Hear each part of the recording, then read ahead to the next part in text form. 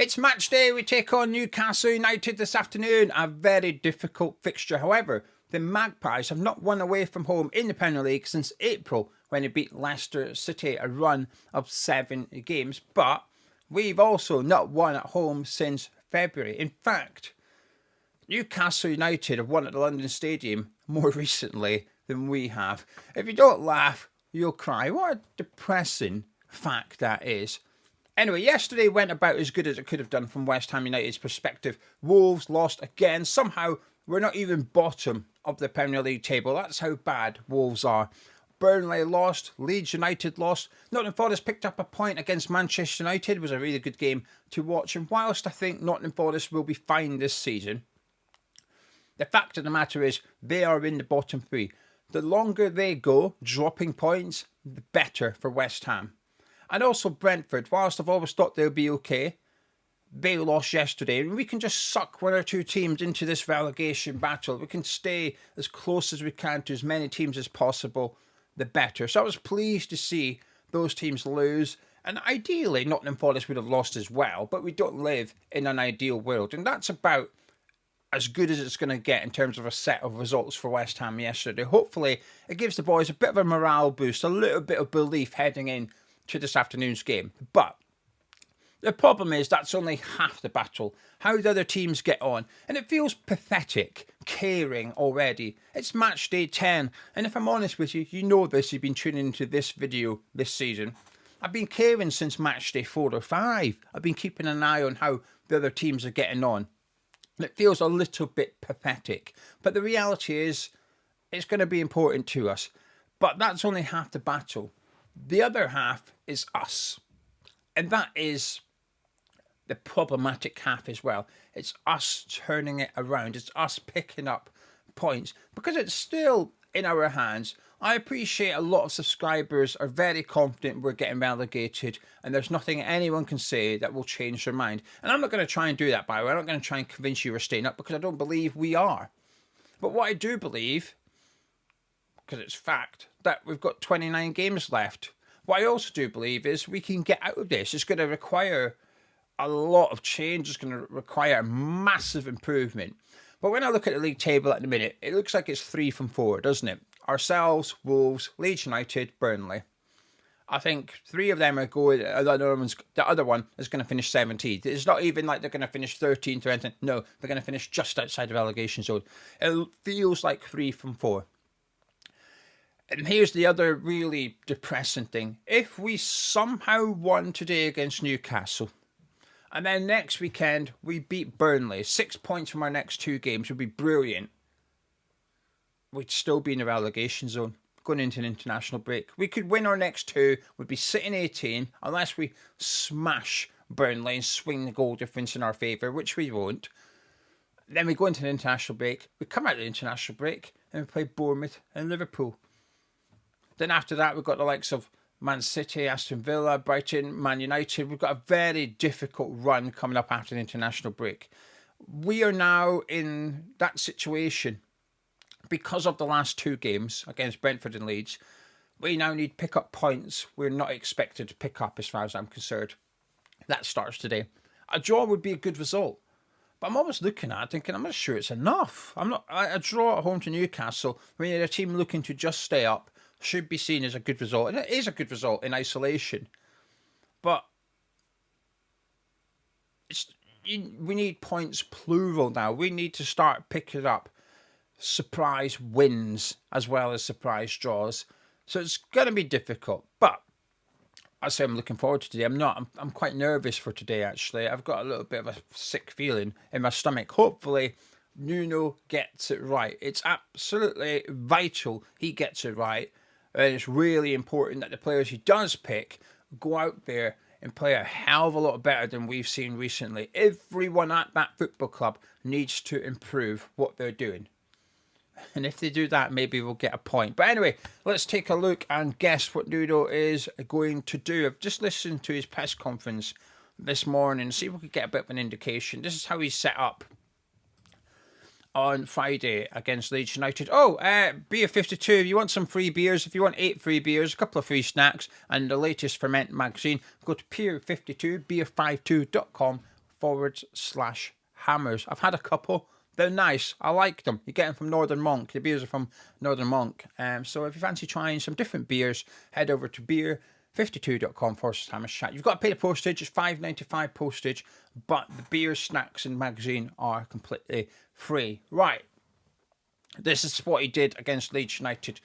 I really say he won't do that. He can't do that. Ollie Scholes is out. So let's take him out of the team. He's injured. He's out for a little while. In his press conference, he said a few interesting enough things, Nuno did. He spoke about how he tried Souček and Irving and it didn't work, which is good. That's reassuring. I needed that reassurance. And when you admit things like that, you then can't continue, right? If you've said Souček and Irving didn't work, you can't then go play them in the next game because you've told everyone you know it did not work. So I don't think he'll start them today. But not only did they play poorly, not only did Nuno admit they played poorly, the players that came in to replace them during the game in Potts and McGass and Fernandes played well. So I think there's going to be changes in midfield, which is reassuring. Perhaps another interesting thing is on Friday he said that we played better with a striker in terms of holding the ball up, and that was something he did wrong. So again, he's admitted another mistake. That was immediately after the game against Leeds United. He spoke about his error not starting a striker. We had Paqueta and Bowen as sort of false nines, strikers, whatever you want to describe it as. It didn't work. Neither of them worked. When Wilson came on, I thought he was okay. Was he fantastic? No, but I think he was all right. The problem was, I think he played too long. He had to play 70 minutes due to how early he came on to replace all his scars. I think that was a big issue. I don't have a problem starting him. It's just that it's very unlikely he can play 90 minutes. So I think you either need to start him and look at subbing him off at some point, or you leave him on the bench and you bring him on. It's one of the two. I would prefer to do the former. Start with your strongest team. That's how I'm a strong believer that you start with your strongest team. You try and get the early goal.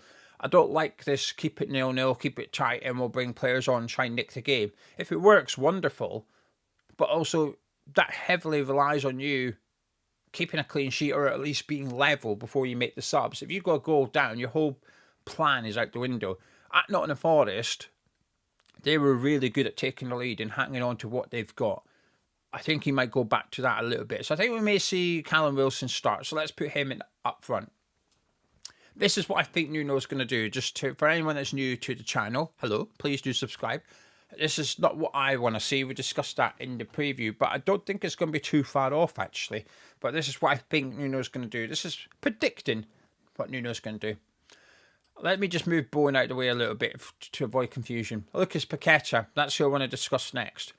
In his press conference, Nuno spoke about Paqueta. He was asked about Paqueta quite a bit because of the FA charges come to a conclusion and stuff like that. So he was asked about Paqueta. There were some transfer rumours linking him with a move away, that he wants out. So he got asked about him a couple of times. The first time he sort of batted away pretty quickly by saying, I don't want to discuss January. But there was a follow-up question by a reporter, and she asked, about Paqueta again. And he ended up saying, I've spoken to him privately, and those things will stay private. But one thing I will say is he's a 10. And he kept going on about this. 10. 10's a symbol. If you're number 10, it's an important part of the team. It's a symbol. It's not just a role, it's a symbol. 10. We need Paqueta to be a 10. So I've got a feeling he's going to play in the number 10 role today, Lucas Paqueta, because Nuno certainly went on about it quite a bit. I'd be surprised if he's not in that position today. I don't disagree with anything he said about it, by the way, about how it's a really important role in the team and the players trust him and he can do better. He did say that Paqueta can do better than what he's shown so far. And I agree. I think he was okay against Leeds United. I certainly wasn't upset with his performance, but we need more. I think it's nearly or has hit 60 Premier League games without an assist or something like that. It's not good. He's scoring 1 in 10 and a few of those are pens. That's also not good.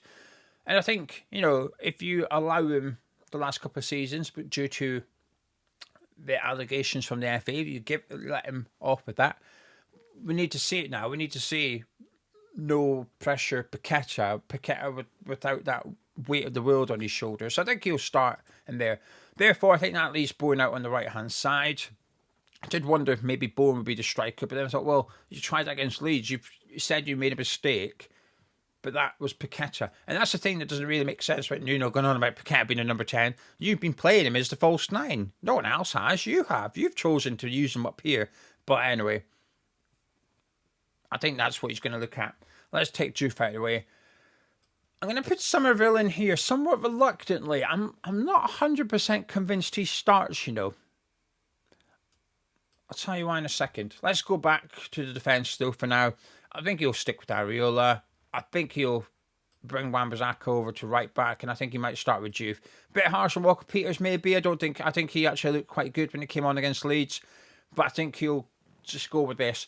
I think he'll stick with Todibo and Kilman. Now, again, to reiterate, not what I want to see, not what many people want to see.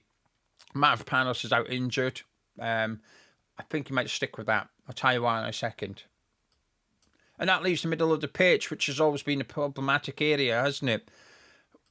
And it kind of has to be Potts and Fernandes if he sticks with Somerville. I do wonder if he might take Somerville out and play Paqueta. Well, he did put him out on the left against Leeds. You wanted that. So maybe he'll put Fernandes out on the left, which we've seen against Nottingham Forest. Our only win this season coming against Nuno's Nottingham Forest. Fernandes was in this sort of position, but it allowed him to link up really well with Paqueta. Does he go with that? And then pop McGann centre midfield as well. Is this what he's going to do? I wouldn't be surprised. This is my second choice prediction as to what Nuno's going to do. I wouldn't be surprised if it looked like that. I wouldn't be unhappy either. Whilst I would like to see Somerville start, I would understand if he went with this because of Newcastle's midfield trio. I'd get it, because this is my prediction, by the way, is that he just plays Fernandes a bit deeper alongside Potts and he leaves Somerville where he is. It feels quite attacking. It feels a little bit lightweight in the middle of the pitch as well, whilst there's three really good players in there. I can't help but feel that Newcastle's midfield three will run through that from a defensive perspective. Fernandes is not very good. I don't think he's very good from that defensive side of it. We've seen some games where he's been at fault. The Arsenal one in particular is coming into my head here. So it would put a lot of pressure on Freddie Potts. Can you be sort of that number 6 on your own and allow Paqueta and Fernandes to be number 8s? Because the way Newcastle play, you're maybe going to have to do that. Or do you put Paqueta up against Tonali, leave Potts with Bruno, put Fernandes on Yolenton, Miley? It's going to be, if it is Yolenton, it's going to be a challenge for him. I think that's what he's going to do. The reason I think he'll stick with that defence, as much as a lot of people will want to see it, is he spoke about routine a lot in his press conference about how he likes something to click and we keep it, but nothing's clicked yet. But he wants routine, and he felt a little bit desperate for consistency, and I understand why. He also spoke about in training some players excel and then in the game they don't, and there's players that perhaps do the reverse, which is in training they perhaps don't look great or they don't put in the effort, but when it comes to the match they turn it on. I thought that was telling. I think that explained the inclusion of these three in particular, that perhaps in training, especially during the international break, they'd worked hard, they looked good, they impressed Nuno, and Nuno thought, you know what, that's who I'm going to go with. They're going to give everything to the badge, and then they weren't good enough. Likewise, I don't know who he would have been referring to. I'm just going to pick one out just for an example. I don't know if this is who he's referring to. But Fernandes, due to the fact he was dropped, maybe he in training perhaps isn't the best trainer, but then when it comes to the game, he steps up a bit. You do get players like that. And Nuno was referring to that, which I thought was interesting. And the last thing I'm going to add about what Nuno said was the academy. At the very, very end, it was just a throwaway comment at the very, very end as they were wrapping up the bit before we got the embargoed section. And he said about the academy, he said something along the lines of, we'll find out if they're good enough, we need them, and we're going to find out very soon. And I thought, right, that's telling. So who's he referring to? And I think on this occasion, it may just be Potts, but Marshall's been in the team. Kante's been given a long contract. Viren signed a contract extension. Which youngsters is he looking at? He's obviously been using all these scars as well. George Earthy looked good against Swindon during the week and only played 45 minutes. Is he going to be involved today? But he certainly made a comment that we're going to need the academy players to step up, and we're going to find out very soon if they're good enough. So that was interesting. So in terms of my confidence, I still think we'll get beat today, but I'm hoping Nuno does something that gives me something to cling on to. At the minute, I've got nothing. When we hired Nuno, that was my hope. The draw away to Everton continued the hope. Coming out of the international break, I thought, right, this is it. Season starts now against Brentford. Defeat, Leeds, defeat. I'm not going to say season starts now. It doesn't. It's done, right? Even the sort of restart, a fresh start under Nuno, that's done. It's already begun. I need hope. I need something that says against Burnley, you're going to beat Burnley. They are a good opponent for us next week, but only if today we have a good performance and we have Nuno wants something to click and he wants routine. He's got to start back today. That has to begin today. The partnerships, he was speaking about the partnerships, that has to begin today as well. Fingers crossed, even if we get a draw, that's a good result in isolation. Is it enough over 38 games? It should be, as long as you win your winnable fixtures. The problem is we've lost them. We now need to get bonus points. Obviously today we've got the protest as well. There's a sit-in after full time. So if you're going to the game, enjoy the match. And there's 5 designated points where you can go at the full time whistle. The club have said they will not stop fans migrating around the stadium after the full time whistle to go to one of those areas to join in the sit-in, which will last for 40 minutes after the full time whistle. That's today's protests against David Sullivan and Karen Brady. So if you're going to the game, enjoy it. I hope you've had a fantastic one. If not, we'll be live at 12:55 on YouTube today with our build-up show, and then I'll be doing the watch along, so your company would be much appreciated. Anyway, that's what I think Nuno will do. Get involved in the comments. Thank you very much for joining me on Sunday morning. Please do drop a like on the video if you've enjoyed it. Subscribe to the Hammers Chat, and I shall catch you in a bit.